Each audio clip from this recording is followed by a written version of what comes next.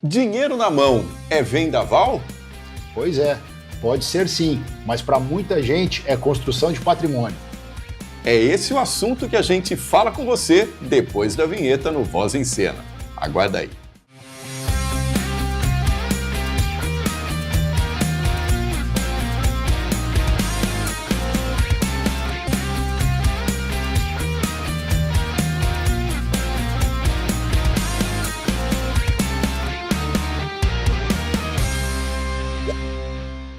Programa Voz em Cena, sempre com aqueles assuntos totalmente relevantes que vão fazer parte da sua vida. E quem não gosta de dinheiro? Mas você sabia que para ter dinheiro tem que se planejar? E é por isso que eu estou conversando hoje aqui com Rodrigo Antunes, que é especialista em comportamento financeiro, que vai falar coisas que você sabia, mas que não se atentava muito para isso. Rodrigo, seja muito bem-vindo aqui ao programa Voz em Cena. Eu agradeço o convite, você é uma pessoa que eu estimo muito, desejo muito sucesso ao Voz em Cena e estou aqui para contribuir com o que for necessário. Rodrigo, sempre que a gente vai falar de questões financeiras, principalmente com um especialista, é legal a gente fazer uma apresentação.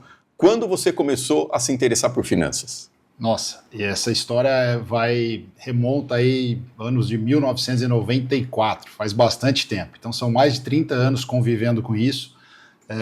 Eu tive uma desilusão no começo da minha jornada profissional e foi onde eu comecei a me interessar sobre o comportamento financeiro, né? Essa é uma história longa, vamos deixar para uma outra situação, mas eu te digo que faz mais de 30 anos que eu trabalho com isso.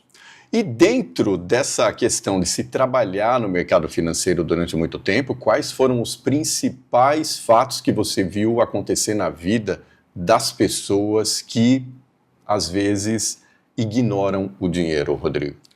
Veja, eu tenho presenciado ao longo desses anos todos, Carlos, pessoas que ganham muito bem, têm salários aí de 3 dígitos ou mais de 100 mil reais por mês e ainda assim vivem no crédito, no cheque especial. E esse foi um tema que me chamou muita atenção. Pô, como é que geralmente a gente tem aquelas crenças de que se eu ganhar mais, toda a minha vida financeira está resolvida, e a história não mostra isso.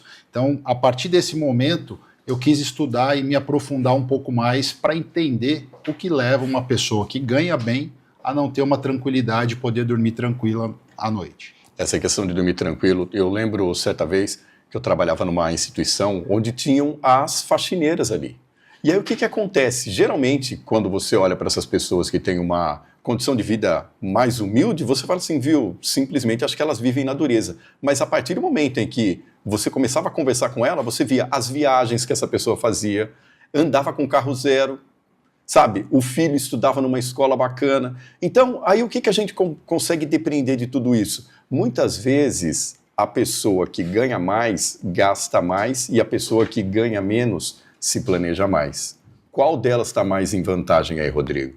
É muito pertinente essa sua colocação, porque eu vejo pessoas ganhando 5 mil reais por mês e construindo patrimônio e essas grandes rendas não construindo nada. Agora você vai contar o segredo.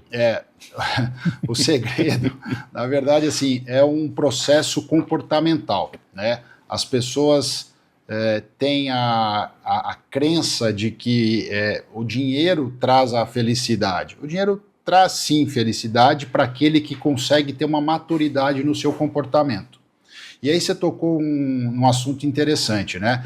Quando você observava essas pessoas que ganhavam um pouco menos e às vezes conseguiam atingir coisas que quem ganhava mais não conseguia atingir, tem um assunto que se chama inflação de estilo de vida. Inflação de estilo de vida.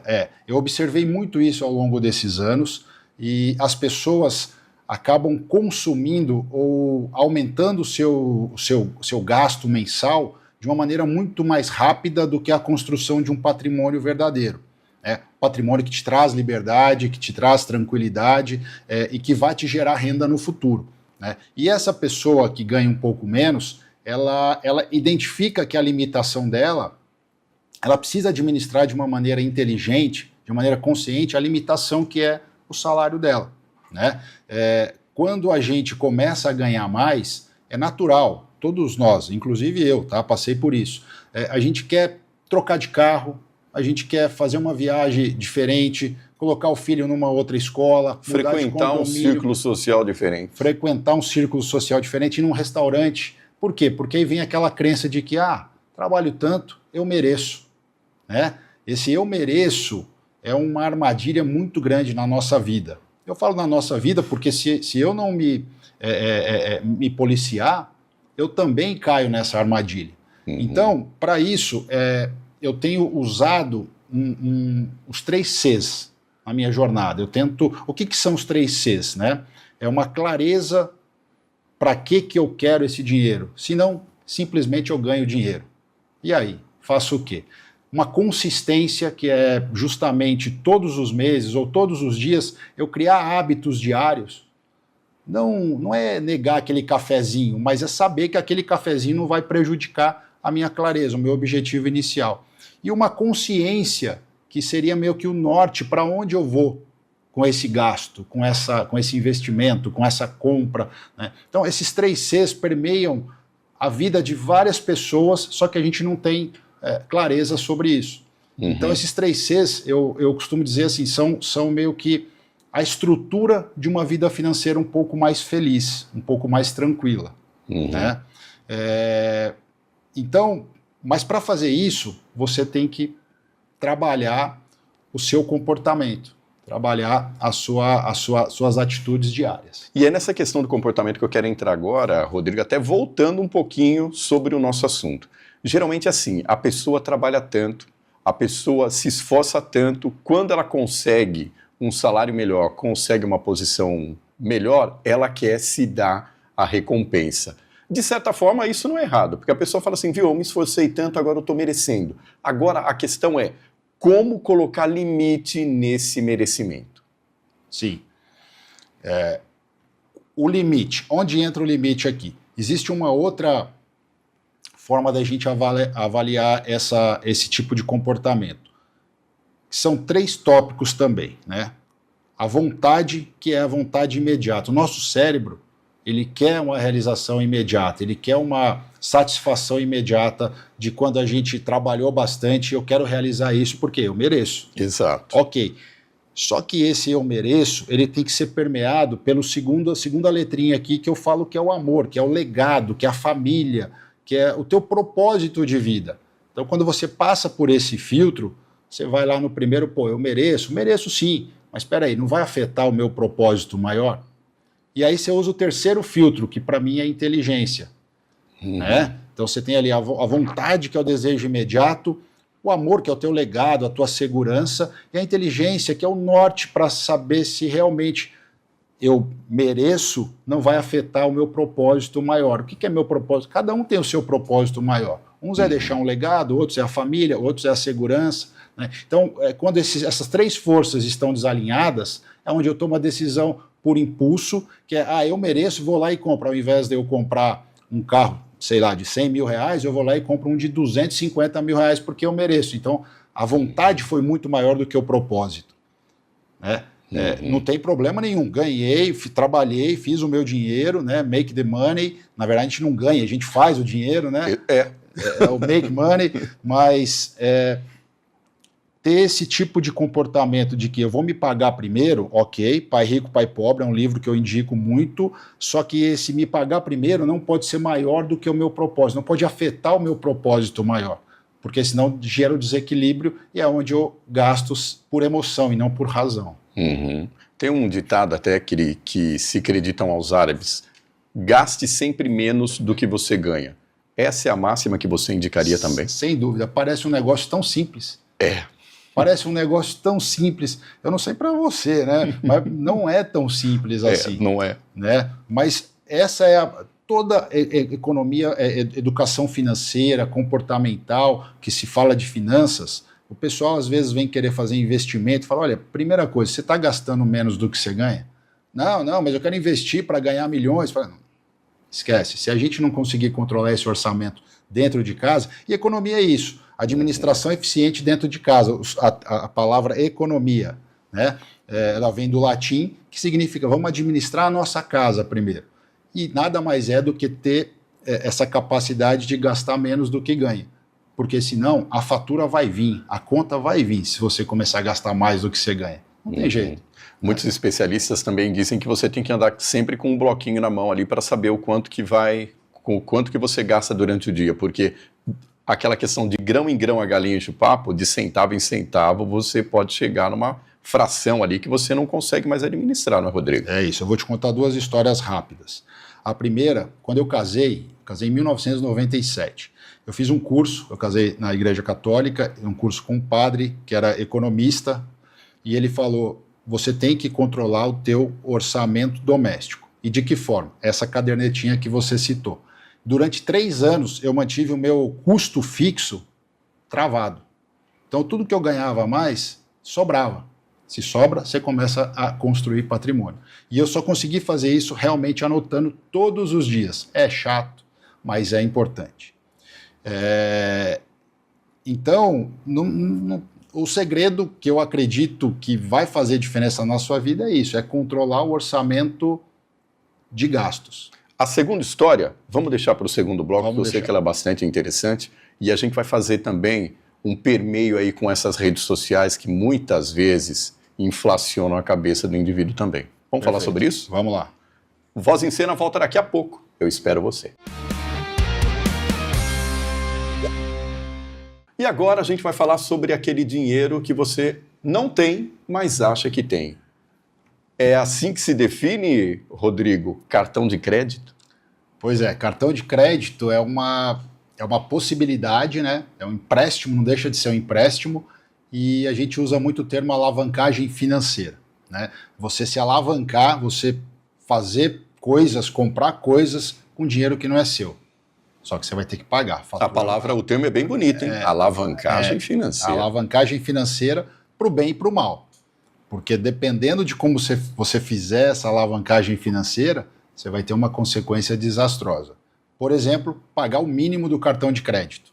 É terrível. É o maior juros que existe no mundo inteiro, é o juro do cartão de crédito, principalmente no Brasil. Então, se você vai usar a sua alavancagem financeira, o seu cartão de crédito para adquirir um bem, para satisfazer um desejo, uma vontade, tenha em mente que quando vier a fatura, pague integral. Não faça aquele pagamento parcelado. É o primeiro passo para você se enrolar financeiramente, né? E aí, usando o crédito, eu acho que é bom a gente trazer também aqui a questão de crescimento de patrimônio usando esse crédito, essa possibilidade de alavancagem financeira, né? Muitas pessoas compram um imóvel com financiamento bancário. É o primeiro passo para você construir um patrimônio. Não tem problema nenhum usar o financiamento bancário.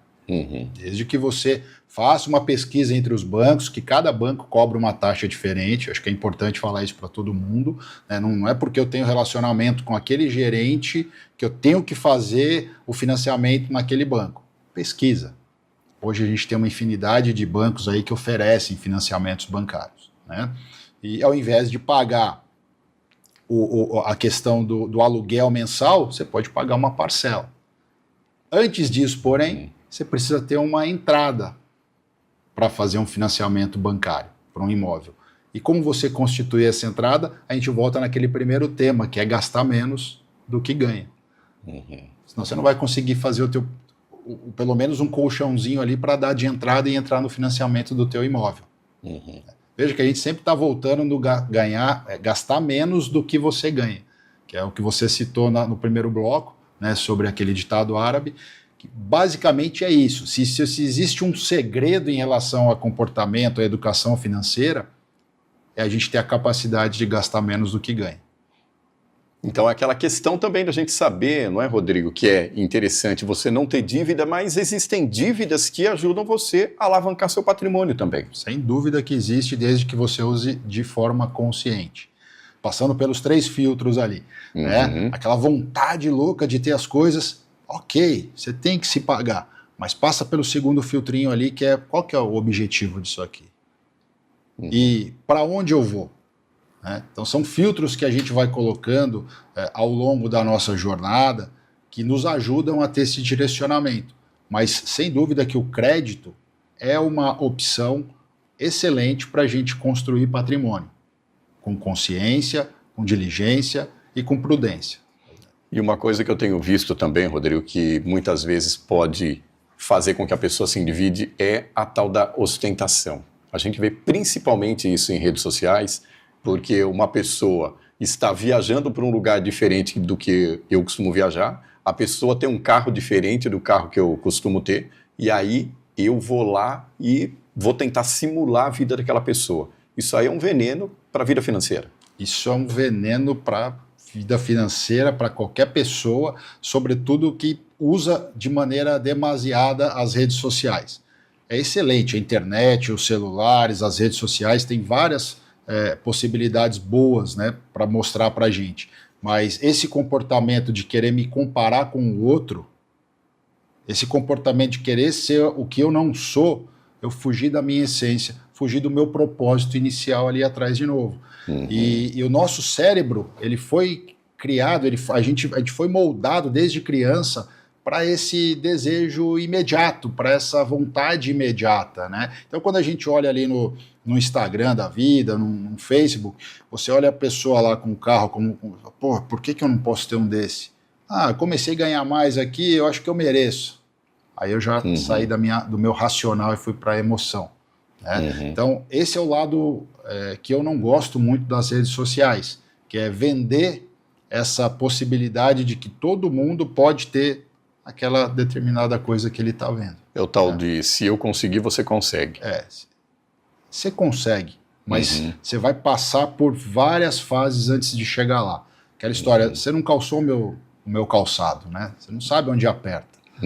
Eu conheço muita gente que chegou lá através das redes sociais, né? Usando ali as mídias, etc. Mas que eu conheço desde muito tempo, essas pessoas, eu vi o quanto eles investiram nisso. Eu vi o quanto eles demoraram para chegar até lá. Né? Então, quando a gente vê o resultado ali, você vê as pingas, o topo da montanha. O topo da montanha, mas você não viu a escalada.